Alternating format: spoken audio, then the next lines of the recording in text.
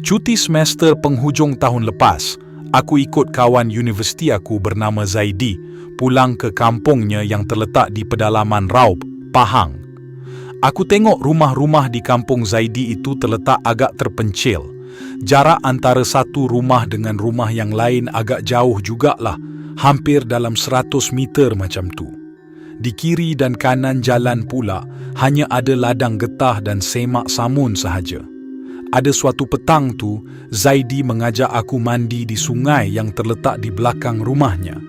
Tanpa banyak soal, aku pun terus bersetuju. Maklumlah, sudah lama aku tak mandi sungai. Sekali-sekala seronoklah juga. Petang itu kami berjalan kaki, melalui denai-denai yang agak licin dan menuruni bukit-bukit kecil yang agak landai, sampailah kami tiba di sungai itu. Kiri kanan kawasan tersebut hanya dipenuhi dengan pokok pisang hutan, belukar dan pokok keladi liar yang tumbuh segar di tebing sungai itu. Kami memilih untuk mandi di kawasan yang agak dalam sedikit. Barulah seronok. Kami pun menyusuri tebing, mudik ke hulu sedikit, sehingga terjumpa sebuah lubuk yang agak dalam. Di lubuk itu, airnya agak tenang dan hampir separas dada. Tapi, sebelum mandi ada masalah sikit. Di lubuk itu tersangkut kayu-kayu, ranting-ranting reput dan longgokan sampah. Jadi, kami membuat keputusan untuk mengalihkan benda-benda tu dulu. Sedang kami ralit mengalih sampah sarap tersebut, tiba-tiba kami terjumpa bangkai 3 ekor ayam yang tersangkut pada ranting-ranting kayu. Seekor jantan, seekor betina dan seekor lagi masih kecil, mungkin anaknya. Tapi peliknya, kaki semua ayam itu diikat dengan kain kuning.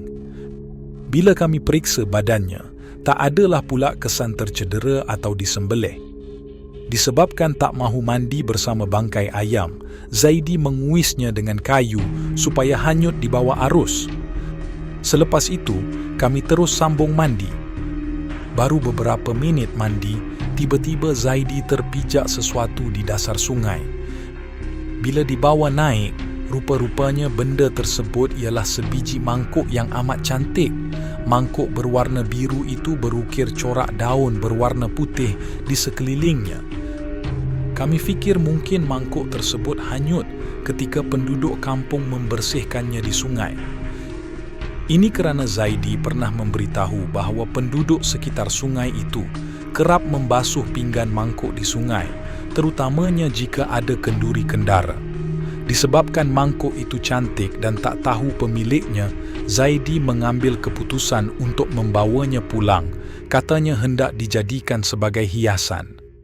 Ketika kami berjalan pulang, hari mula menjelang maghrib. Tetapi, semasa berjalan itu, aku terasa sesuatu.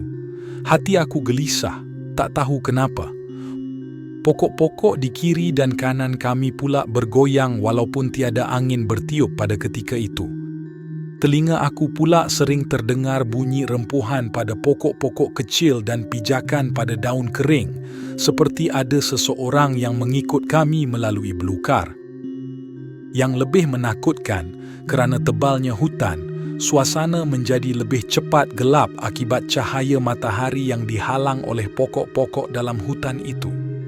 Sampai di rumahnya, aku dan Zaidi terus menyalin pakaian kami. Malam itu, ketika sedang berbaring di ruang tamu sambil menonton televisyen, tiba-tiba kami dikejutkan dengan bunyi derapan tapak kaki di hadapan rumah. Prap, prap, prap, prap, prap. Bunyinya seperti orang memijak daun kering dan ranting kayu. Rancak seperti orang berjalan dengan pantas. Bunyi apa tu? Soal aku pada Zaidi. Kerbau kut, tak pun musang, jawab Zaidi tanpa menghiraukannya. Entah kenapa, hati aku mula berdebar-debar. Dek kerana perasaan ingin tahu, aku pun bangunlah. Perlahan-lahan aku mengatur langkah sebelum mengintai melalui lubang-lubang di celahan dinding papan untuk mencari arah bunyi tersebut. Tiba-tiba, mata aku terpaku ke arah kelibat bayangan putih separuh telus, terbang laju di anjung rumah yang diterangi dengan cahaya lampu Kalimantan. Melalui bantuan cahaya lampu itu, aku dapat lihat besarnya seperti kereta. Kain putihnya pula koyak raba, meleret-leret serta berwarna kekuningan seperti diselaputi tanah.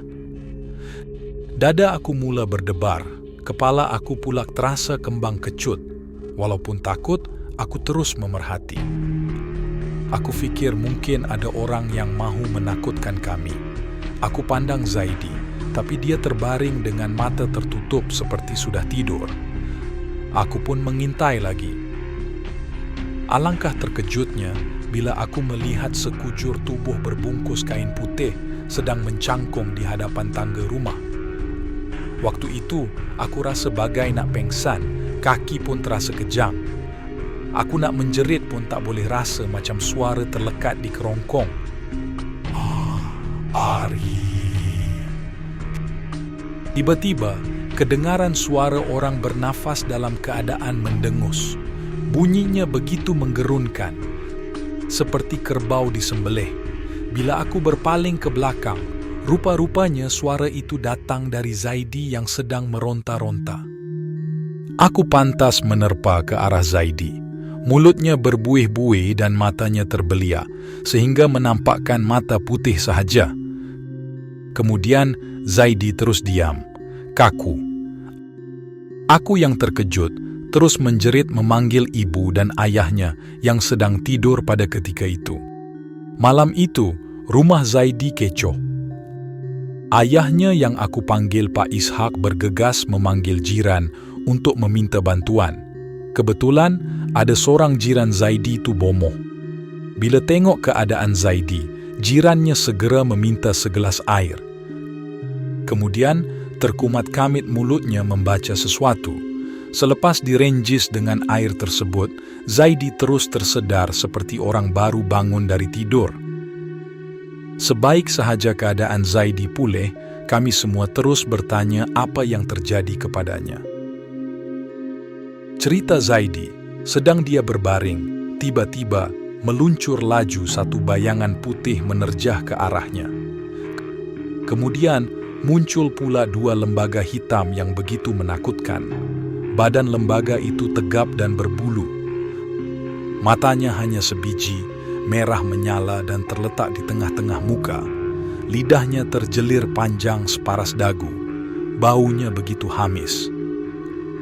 Kata Zaidi lagi, lembaga hitam itu mencekiknya sehingga dia tidak mampu berbuat apa-apa dan rasa kelemasan.